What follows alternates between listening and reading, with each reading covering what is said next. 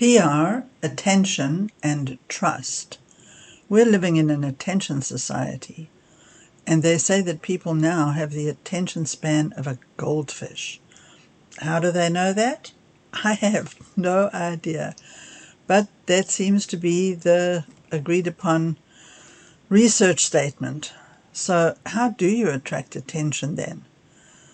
You need to attract the attention, create affinity, and build trust. You do all of that with great content. What does this have to do with PR?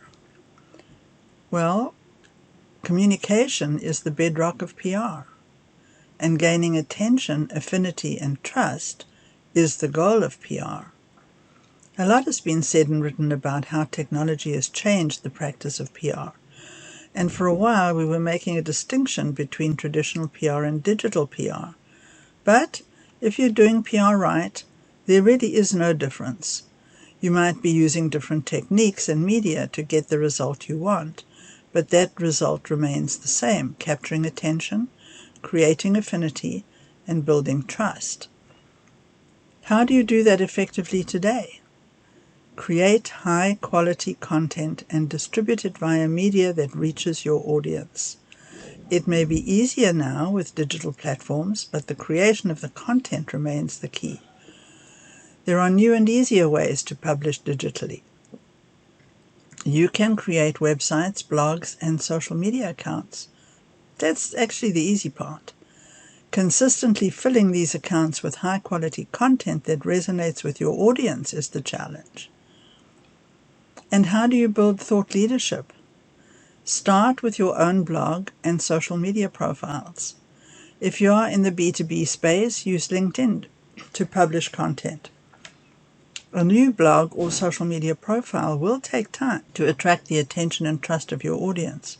But if you deliver regular, excellent content that has value for your readers, it will come.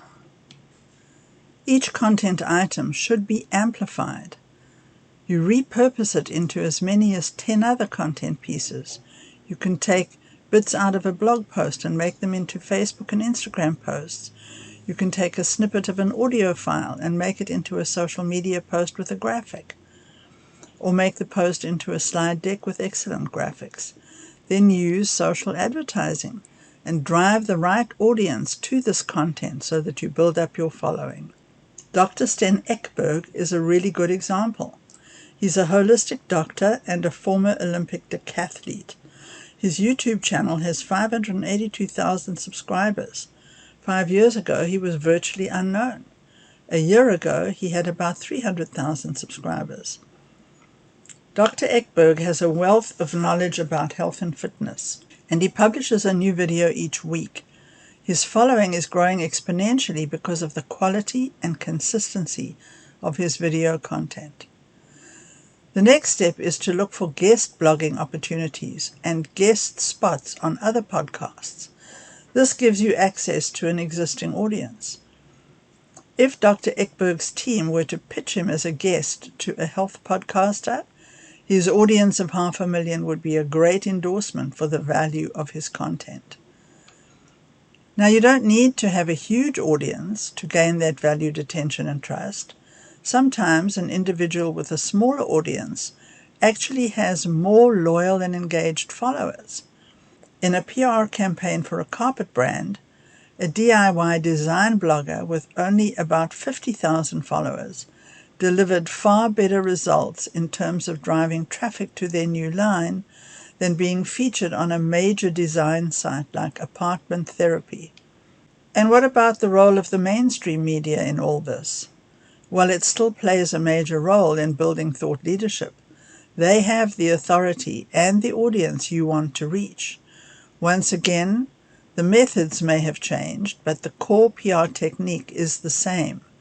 When you've established a strong presence with your personal publishing, it's easier to pitch your content to these media outlets.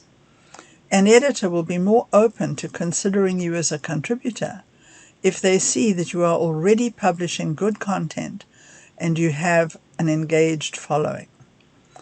Establishing a strong presence and voice builds affinity and trust. Figure out a plan and just get started. Within 6 months, you should see the results and be reaping the benefits.